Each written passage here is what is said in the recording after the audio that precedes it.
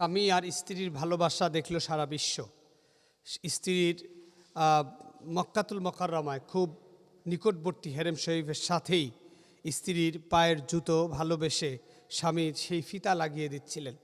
যদিও কেউ কেউ নেটিজেন যারা তারা আলোচনা সমালোচনা করছে ইসলামী শরিয়াতে এটা জায়েজ আছে কিনা যে স্বামী তার স্ত্রীকে এভাবে ভালোবাসবে। দেখুন, স্বামী আর স্ত্রী এটি একে অপরের পরিপূরক, আল্লাহ তাআলার এক অনন্য নেয়ামত। ভালোবাসার সৌন্দর্যের পৃথিবীর শ্রেষ্ঠতম ভালোবাসার উদাহরণ হচ্ছে স্বামী আর স্ত্রী।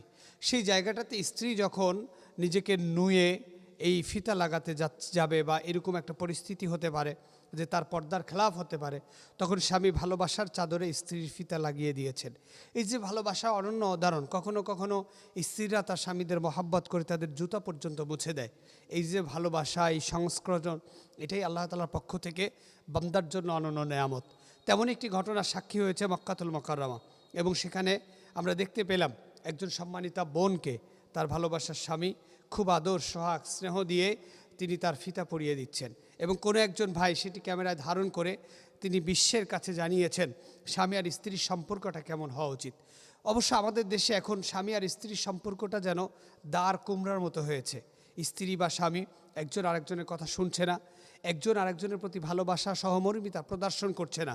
যেখানে নারীদের ব্যাপারে আল্লাহ তাআলা কোরআন শরীফের বিভিন্ন জায়গায় স্বামীর প্রতি অনুগত্যের কথা বলেছেন, অন্যদিকে সাল্লাল্লাহু আলাইহি ওয়াসাল্লাম বলেছেন একজন স্ত্রী সে যদি জান্নাতে যেতে চায় তাহলে সেই জান্নাতে যাওয়ার জন্য নিঃসন্দেহে একজন স্ত্রীর 3টি কাজ করলেই সে জান্নাতে যেতে পারবে। একটি হলো নিয়মিত নামাজ পড়া, সাম রোজা রাখা এবং স্বামীর অনুগত্য করা বা স্বামী যে আদেশ দেয় সে আদেশগুলো পালন করা। এই 3টি কাজ করলে আল্লাহ তাআলা তাকে নির্দেশনা দিবেন তোমার যেই জান্নাতে যেতে ইচ্ছা করে তুমি সেই জান্নাত দিয়ে প্রবেশ করো।